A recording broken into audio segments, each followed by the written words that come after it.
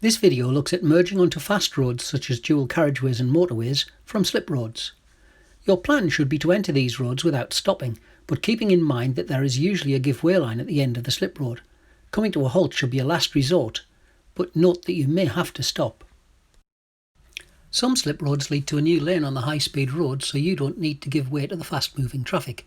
You can just enter your lane on the new road and change lanes as necessary a little later. Sometimes when a slip road has two or more lanes, only one lane leads to a new lane on the new road and the other must give way. Check the signage well in advance of the end of the slip road. For cars, the majority of motorways have the same speed limit as national speed limit dual carriageways.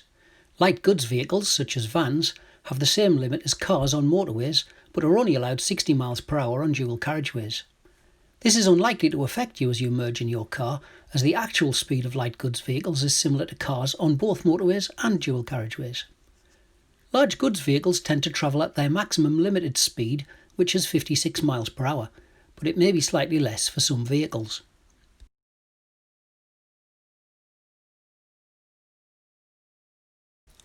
So let's start our journey.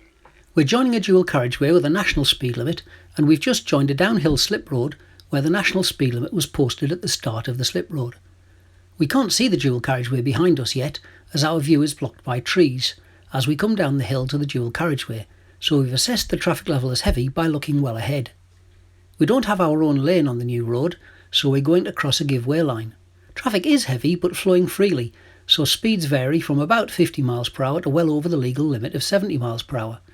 Many vehicles are travelling too close to the vehicle in front, making some gaps too small. There's no other traffic on the slip road. Our aim is to reach about 60 miles per hour well before the end of the slip road, giving us the option to accelerate into a gap or to brake to meet a gap. If no gap is available, we'll need to stop. This should be avoided if possible, as it's very dangerous to stop on a slip road. We joined the slip road from a roundabout, so our speed was relatively low.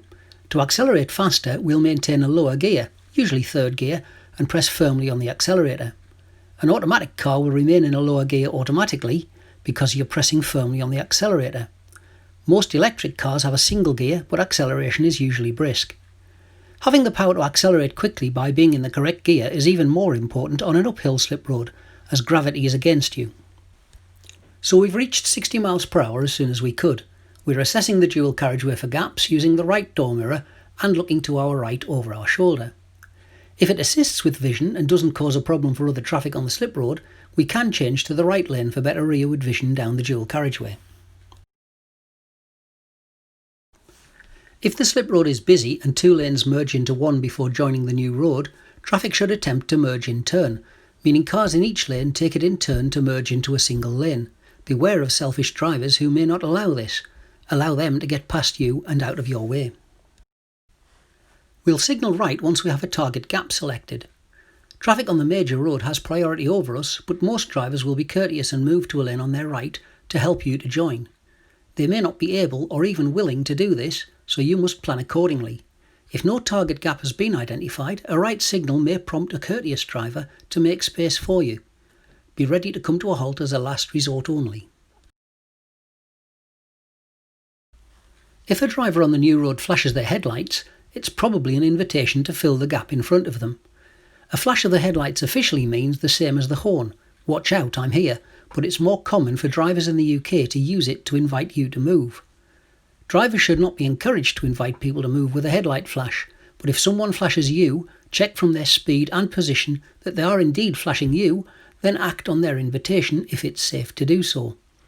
A quick flash or flashes is usually an invitation, whereas a long flash is more likely a warning. You must make up your own mind depending on the circumstances. Most slip roads have a triangle of white chevrons or diagonal lines bordered by solid white line near the end of the slip. You may not enter this area except in an emergency. If the borderline is broken, you may enter if necessary. It's almost never necessary to enter these areas, and if you do, you risk a punctured tyre due to the fact that these areas gather rubbish and stones. Avoid them. It just takes one nail in the tyre to ruin your day. When looking for gaps, it sounds odd, but watch the gaps, not the vehicles. Once you have a target gap, make sure nobody else will fill it, either by accelerating into it from the left lane or moving over from the right lane. So we've got our target gap and there's nobody about to close it. We need to speed up a little to give clearance to the truck, so we time our acceleration to match the speed and location of the gap. Slot into the middle of your target gap and cancel your signal. You must not force traffic on the new road to brake or swerve. Once you've joined the dual carriageway, establish a safe distance in front of your vehicle. You should try to join with a safe gap in front and behind so that no adjustment is necessary.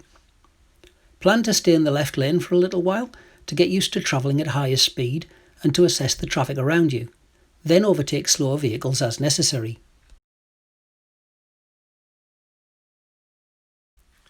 This may sound complicated and a lot to do in a short space of time and at high speed. Don't try to remember a complicated procedure for slip roads. Use a simple one.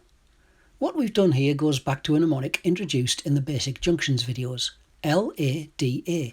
Look, assess, decide, act. We are dealing with a junction after all.